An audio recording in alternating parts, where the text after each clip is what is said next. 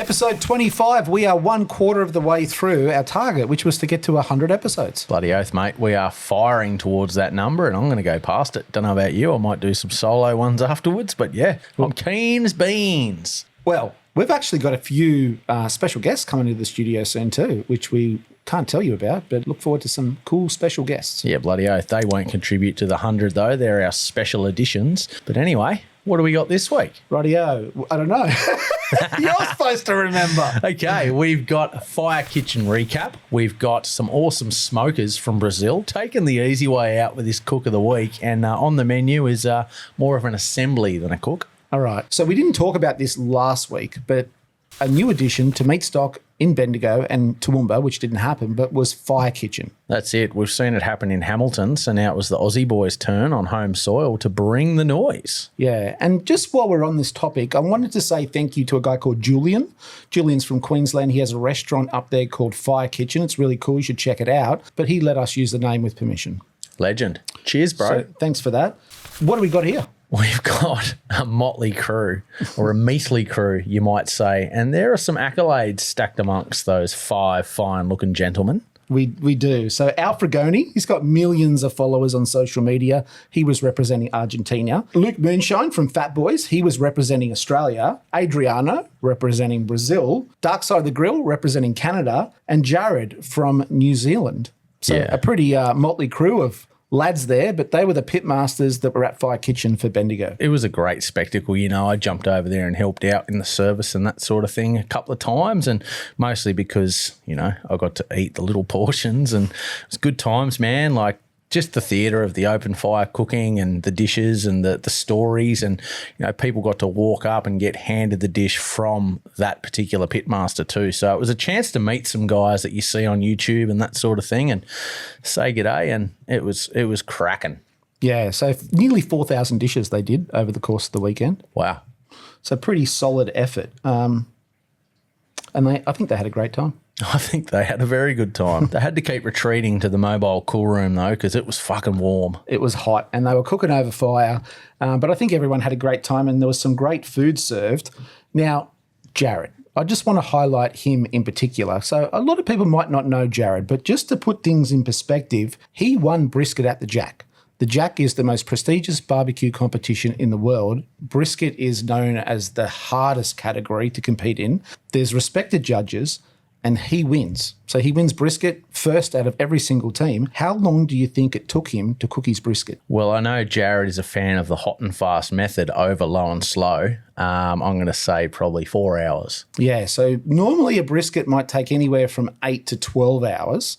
But if you cook it hot and fast, like the cool kids are doing it in competition, might be sort of 4 or 5 hours. But he cooked the brisket that he won and the Jack in 2 hours and 47 minutes. Wow. He was trying to set a record, was he? I think so. He said that was when he put it in the Canberra. Nailed it. Yeah, so obviously. It was obviously great because he beat everybody. But congratulations to Jared, and he was one of the pitmasters there, serving up pulled brisket in a Yorkshire pudding with some aged cheddar and a béarnaise sauce, and it was up there with one of the best bites I've had in barbecue. Wow, okay, that's a big call. It was good. Well, I did rate Adriano's dish as well, which was a pork belly with a guava chili sauce and a pumpkin puree. Yeah, I'm glad you remember. It was good. It was good too, but J-Max was just, I don't know, I've got a bit of a bromance going with old Mr. McDonald there. So to actually hang out with him again and try his food was very memorable. Well, I will say that most of the people that did walk away did pick Jared's dish as the best dish. Good Taking times. Nothing away from the other pit masters, but if we had to pick a winner on ground. Yeah, it was all good. It was all bloody amazing. But if you had to narrow it down, for me, it was J-Mac. Yep. Closely followed by Adriano and the rest of the boys. All right, so all in all the pit masters did a smashing job, but I think on ground, pick of the day, Jared's dish was outstanding. That's it. And all the other guys too will get big mentions and pats on the back in future episodes too. So we're not forgetting about you fellas. Yep. Okay, let's move on to our fuck up of the week. This is where we get to have a bit of fun. And you sent me this one. It's got nothing to do with barbecue, by the way, but you sent it to me and I laughed hysterically until I realised the scale or the gravity of what actually happened here. So it was posted by Brown Cardian, and let's watch it. It was captioned, "Wine Bicycle Tours, what a great idea." What happened? I think I'm not. It's not hard. What do you mean? Resuming. There's lots.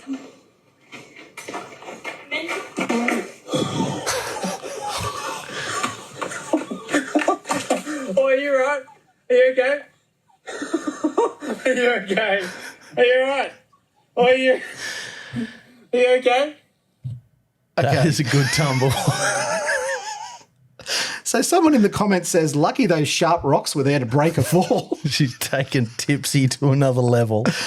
So she's been at some sort of wine tour. She's riding a bike and she has fallen right off the edge of a cliff. And she has fallen onto a lot of sharp rocks there all the way to the bottom. That's a solid fall. It is. I'm pretty sure being drunk would have aided in her not sustaining life-threatening injuries. Well, you sent this video to me. I laughed, did the typical thing. And then when I was deciding about whether to put her on the show, I sort of thought to myself, what if she actually really got hurt and we're laughing at her and she's sitting in the ER somewhere and has some long-term damage? So I got a bit worried. I trolled through the comments. I finally found, there's thousands of comments on this thing, by the way, and I finally found someone who was tagged in and I thought it was her. So we're not going to go and say who it was, but basically she replied to us. I asked, was this you in the video? She said, ha, ha, ha. Unfortunately, yes, it was. I asked her if she was okay. We're not going to reveal who it was, but she said she was bruised up. She had a sore hip. She had some concussion, but she made a full recovery. She said, my drunkenness had me flopping like a wet noodle down the hill.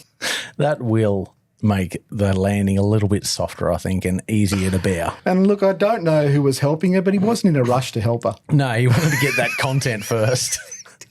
And also just make sure she was still alive in the end of the video. Okay, let's move on to the next one here. This is a fuck up and it's for us. Is this the salad dressing guy? He's got the same name, but he looks a little bit different there in the icon. He says, great podcast, fellas. I love it. But the Gregory Hotel is actually pronounced Gerogery. I laugh every time someone buggers it up, and you should see the locals melt down. I talked about this with Shane at Meatstock, and I said they should just rename the hotel, and he said it's a bit hard when the town is called Gerogery.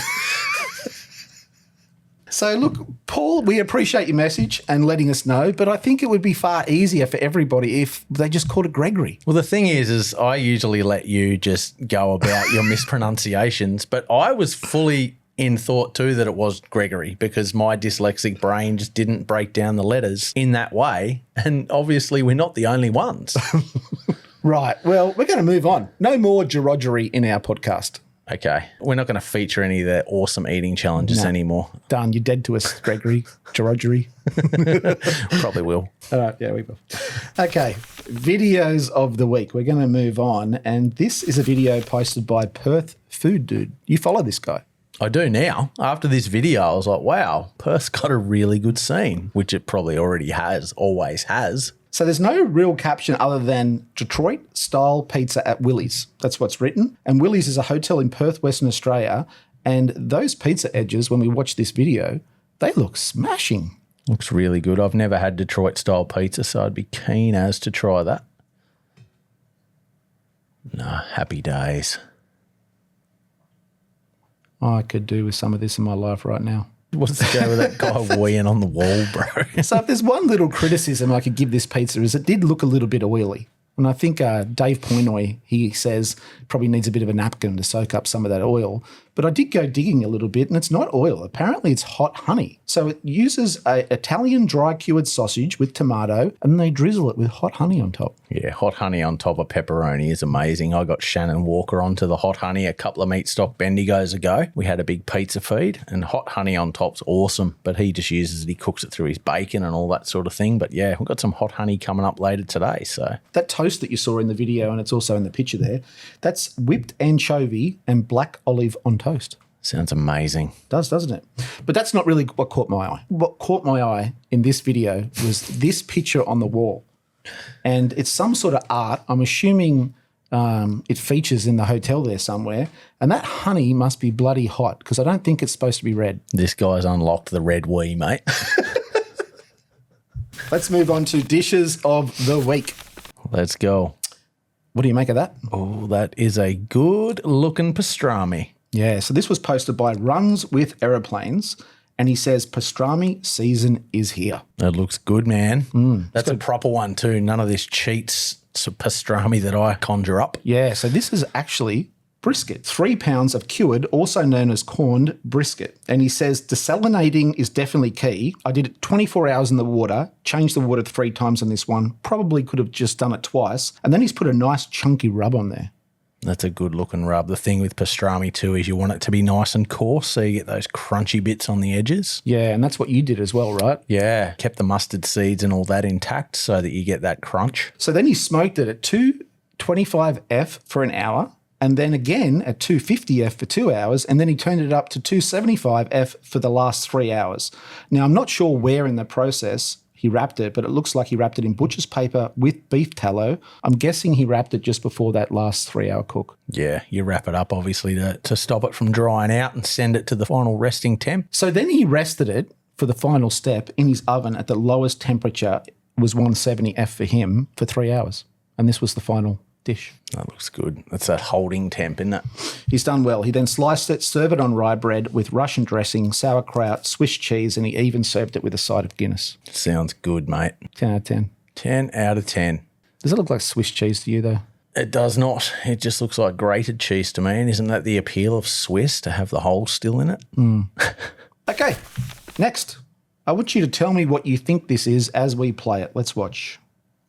Well, it's definitely some sort of pie with a bit of short crust pastry going on, but it looks like there's a bit of a pate set on the top there.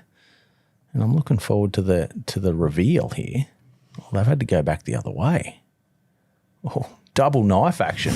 So this was posted by Beast and Cleaver, and on a special edition of this very podcast, Shannon Walker said that they were one of the top 5 butcher shops in the world, and they are located in Seattle in the United States. He's still cutting through this thing, but it's quite the beast of a dish. Oh, it's a terrine. It's almost like an old school pork pie, how they just set them in the gelatin there. Oh, that looks good. Yeah, so that's the cross section. It was captioned, Pie Week continues, Italian hot pig head pie with pig head demi-glaze and a boudin noir pistachio and pork mousseline pate. Fuck, that was a mouthful. I'm fucking into it though. You did well, mate. It looks like something out of Minecraft. It does. I'm into that sort of thing, man. But in all seriousness, this is like art and food combined. Art and science, bro. Yeah. It actually looks delicious too. It does. I didn't know what was going on there, what we were going to see. It could have gone either way watching his knife skills, but that's cracking. Yeah. Okay, videos of the week. Now, do you remember this one? I sure do. It's the meatloaf birthday cake. Yeah, so it was a meatloaf castle birthday cake, and it was posted by Copious Coffee, and it was 20 pounds of meatloaf made into a cake, and it had a mashed potato moat. That's what we said in the previous video, didn't we? Like, I wonder if they're going to fill that moat with gravy. Well, I found a video. Oh, it's an actual themed party. It was posted by Happy Fishhead, who is a tattoo artist from Portland. She says, thanks for the fun night, meat moles. An honour to meet you and your brainchild of a meat castle. What is going on here? Portland thing, bro. There's the gravy. There's the gravy moat. Straight out of the gravy boat into the gravy moat. So around this meatloaf cake, there is a lot of mashed potato, and they've made a moat and she's filled it with gravy. That's pretty ingenious. Plenty of White Claws going on too. So good. Where's my invite? So Happy Fishhead, who's the tattoo artist that took the video here, she goes, invite me to your oddly themed parties. I will attend. Good times. Things are going full circle in Portland. I think so. Yeah, there's not a vegan inside at this party, mate. Let's move on. This one was posted by Pizza Express BDN, and they were voted best pizza in Western Manitoba. Where's Manitoba? Don't know. That's in Canada, isn't I it? think it might be in Canada. The caption read, behind the scenes of the Poutine pizza, let's watch. Oh, it's starting off well. So what's happening here? We've got a base of the So we've pizza. got a raw dough, a raw pizza base, hit it with some gravy, hitting it with some cooked chips, and now they're smothering it in cheese. And then that's it. There's no cooked reveal. So most of the comments said exactly the same thing. That needs cheese curd, not shredded cheese. But the part that pissed me off is where's the final dish? You don't see it. This thing went somewhat viral, but it never ever showed the final dish. No, I'm intrigued. So I actually thought to myself, well, it did say it was a bit of a behind the scenes thing, right? So I went trolling for, well, maybe they just, posted a photo at least of the dish. But I'm going to let this scroll. You see if you can spot it anywhere. That was that's the actual original video that we just watched. But I can't see anywhere on their feed where they posted a picture of this dish. I went back over 200 posts. I couldn't find nothing. Yeah, right. Did you check the tagged photos? No, I should've. didn't. So maybe I'm wrong. Maybe there is a final dish there somewhere. My thought is maybe it looked like shit. Those chips were already cooked, so maybe they overcooked them then in the pizza oven. Maybe it didn't look great, so they just didn't post the final part. Yeah, that's it. All right. So if you know about this pizza or you've ever had a poutine pizza, send it in to us because I think it has potential. Yeah, I remember I was in Newcastle a few years ago and I went to a ribs and pizza place in Adamstown and one of their specials was chicken and chips on a pizza and it was fucking good. Okay. Chicken and chips. Yeah, so shredded barbecue chicken on top of just a tomato sauce and cheese pizza with chips on it too, cooked through. It was banging. Well, when you fucked up in life is when DivaQ hits you up in the comments and she goes, no curds, no poutine. This is Diva also too reminding people that she's a red-blooded Canadian. That's right. Love you, Diva. She has the final say here. We're going to have to notch this up as a fail because it didn't pass the DivaQ barbecue poutine pizza test. Exactly. Bah. Okay, that's a good segue onto failed or nailed. Failed or nailed. It's Okay. our favourite segment. Nailed. I haven't even shown you the final dish yet. It's a dim sim in a chook's bum, mate. It's a nailed. This one was posted on a Facebook group called Dim Sims for Life. It was posted by Darren Smith. His caption was, just cause. What's happening? What is this? Well, they've got a family roast chicken. He's seen a void and he's filled it with something he loves. Dim Sims. A dim sim. Well, he's put a nice rub on it. He's got the Boar's Night Out White Lightning double garlic butter on there. Jeez, that's going to be umami. Yeah. So, and he shoved the part where you'd normally put stuffing with dim sims. I'm happy about it, mate. So he didn't mess around. He actually cooked these chickens on a spit rotisserie over charcoal. Now, for me, dim sims are supposed to be crispy on the outside, but you think otherwise. Well, you can also have them just steamed, which is essentially what's going to happen here. But you'd think with that little bit of the dimmy hanging out the bum there, it might crisp up the edges. But either way, I reckon I'm into it. All right. So I went looking, and this is the final outcome. It doesn't look as appetizing. Doesn't look good there, but still would smash. This is one of those dishes where I'd be so turned off on, I probably wouldn't eat it. It doesn't look appealing. Right, that's going on the menu. All right, let's move on from this dish. And what's your initial thoughts on this one? Fucking failed. So it was posted by Fuckery Galore. That's his name. And it's peanut butter cups, but with bologna instead for the filling. So to us Southern Hemisphere dwellers, that's a nice big chunk of Devon or luncheon meat put in some milk chocolate. What a rude surprise. It's a very rude surprise. The comments were pretty damning here. Zeth says, give me this shit without warning and you're going to get hit without warning. I don't know, man. I don't know if I'd punch someone who's got their hands tattooed and is crazy enough to make this because he's got some shit going on. Jermaine says, let me bite into a Reese's cup and if I taste bologna, everybody dying, even the paramedic. Lots of talking going on. Lots of violence. What's the violence? It triggered a lot of death threats. Apparently, you can't mix Reese's Buttercups with bologna. People are really triggered by it. Wow. See, Reese's peanut butter cups to me, I'm a peanut butter fiend, but I find they're a massive letdown. Okay. Yeah, I'm not a fan either. Okay, so we've moved on from the Gerodgery Hotel, otherwise known as the Gregory Hotel, and we've found a new one. And it's called Uncle Ron's. We've featured this one before with old mate who took the sip of his top of his pint in one of the very first episodes. Right, same hotel. Same hotel. So this is obviously their full English breakfast challenge. And where's this hotel? This is in Benidorm in Spain. Okay. Very popular with UK lads on bucks parties and things like that. All right. Well, this breakfast here is called Ron's Belly Buster Challenge. And how do you think old mate went here? Well, it's in failed or nailed, so I reckon he's cooked it.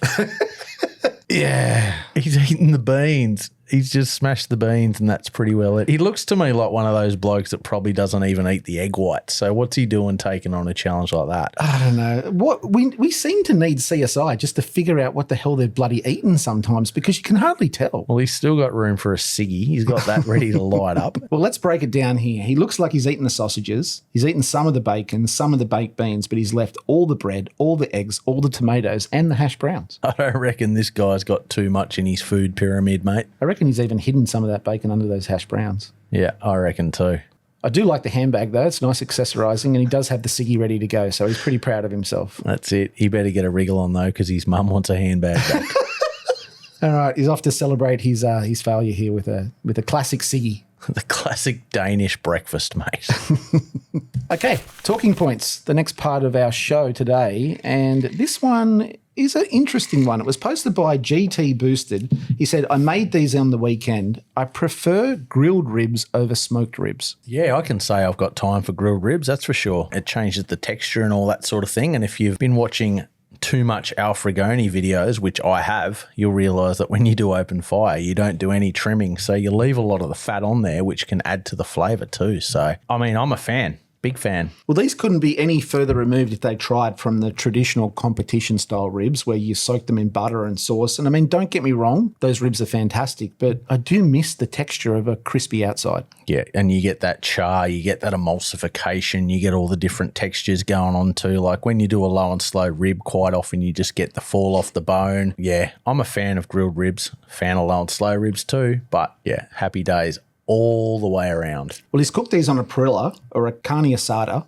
whatever you want to call it. Cooking this way, to me, is very reminiscent of those old brick pits that they used to have in America where the charcoal actually goes underneath the meat itself. So it's not offset onto a chamber on the side. It's actually, in a lot of the brick pits in America, they had the charcoal right underneath the meat. So he's actually not really grilling them, although it is grilling, because he's got a lot of distance between the fire and the meat. So you can adjust your heat up and down. So in a way, it's a little bit of a mixture between low and slow and hot and fast. So low and slow and grilling. Yeah, they're just not getting that circulation of the smoke bath. That's about the only thing it's missing from the enclosed pit. Yeah, but I still feel like you do get a good smoky flavour. Oh, you definitely do. Yeah, but you also get that char, which is what you don't get low and slow. So the South Americans have been doing this style of cooking forever, and this is kind of how they get that sort of low and slow tenderness, but with the charry kind of outside. Yep. To me, it's a win.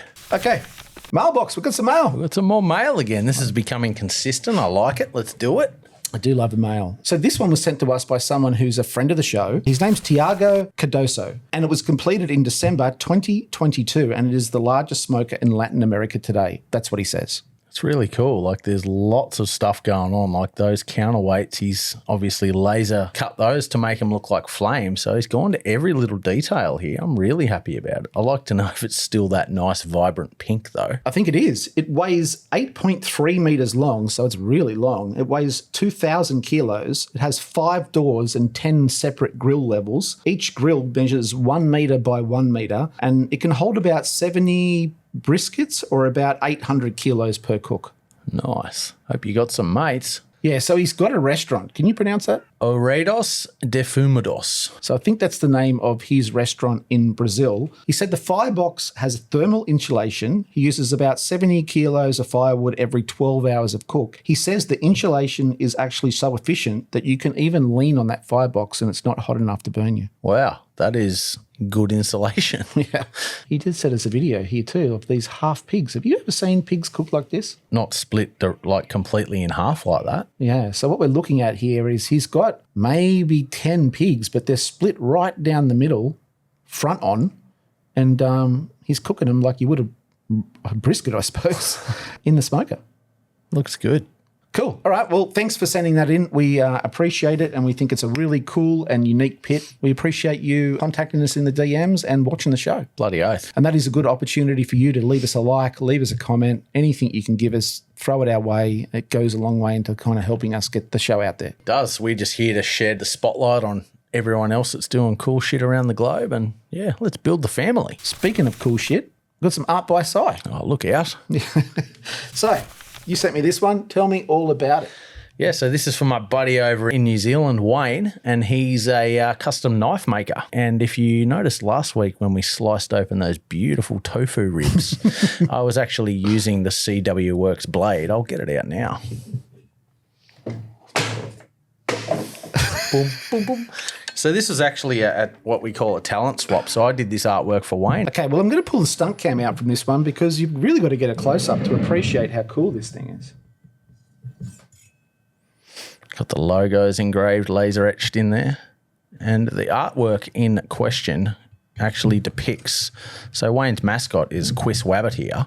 And what he's doing is he's recycling the skateboards, throwing them through the mincer and turning them into working blades. So what you see on the front of the base there is actually a skateboard. this is actually a skateboard deck. Yep. And he's handpicked this one for me because he asked me where I live. I said Foster. It's smack bang in the middle of Sydney and Brisbane. And this one actually here says Sydney to Brisbane on the deck.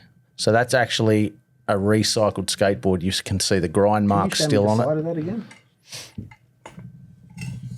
Good times. You also sent me this one. Yeah, so this was for the pocket print and also became stickers. This is a bit of an ode to the Santa Cruz logo of the Thrasher. The guy, there's a famous picture of a little monster skating on a knife. So we recreated that into one of Wayne's knives, and let's hope Wayne gets some awesome new blades out there for you guys to check out soon. Cool. All right. Well, let's move on to our dish of the week. Now, this was supposed to be last week's dish, but we got a bit carried away with April Fool's Day and we tried to trigger some people with some tofu ribs. But we did promise this dish, and it's not really a dish. It's like an assembly of things. But it looks amazing, and we were both like, we've got to try that. So it was posted by De Bruno Bros, and he said, new favourite party food unlocked, and it was just crisps with prosciutto. But when you read the comments, people suggested adding goat's cheese and smoked honey, and we were like, we've got to give this a go. So let's give it a go. All the things. Let me just go get them.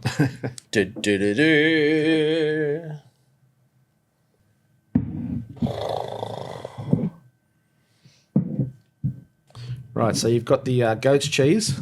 Some proper French goat's cheese here, mate.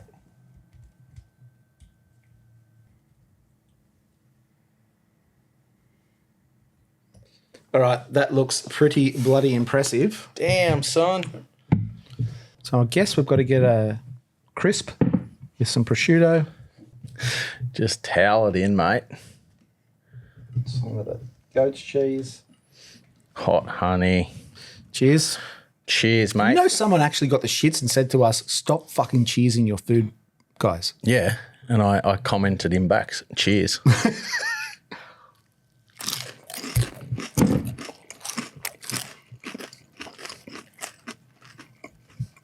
I'm into that. It's a win. God damn it. I'm not even a fan of honey, and that's good. Yeah, bit of an upgrade from chicken hearts, mate. Is there some heat in that honey? Yeah, it's hot honey, bro. Yeah, but I thought you just warmed it up. I didn't know it had fucking heat through it. No, it's chili honey. Got me good. That's a win. It's Bloody a win. oath, it's a win. I'm gonna The smash textures that. are good, the salt's good, the acidity's there, the fucking honey sweetness is there, the heat's there with the chili. Whoever had the idea to add goat's cheese and honey, thank you. Thank you from the bottom of my heart, because that is absolutely smashing. Okay, Encore. Now, we try to avoid viral videos generally, and I think when we found this video, it hadn't been that viral, but now it's bloody everywhere. It was posted by Brown Cardigan with no credit, but it did say, shippy snags are pretty skits. Yeah, so we've got the BBQ on the back of a boat here, safely nestled in the channel of Shipstern Bluff, which is a notorious big wave surfing spot off the south of Tassie there. We actually walked out there and, yeah, for those people that aren't pro surfers, it's like a 3-hour each way hike into there while everyone else just takes boats and helicopters now. So, but nah, it's a beautiful remote part of the world. And yeah, the places barbecue can take you, mate. Yeah, so Cowboy Tune says surf and turf, and Sam McGinn says, I got seasick on my couch. Fair enough, Sam. All right, I got honey all over me. It could be worse. That's it. 25, done. 25 in the bag. Good times. Good chance for you guys to like, subscribe, comment, tell us what you like, tell us what you don't like, argue in the comments, and I guess we'll see you next Tuesday. See ya.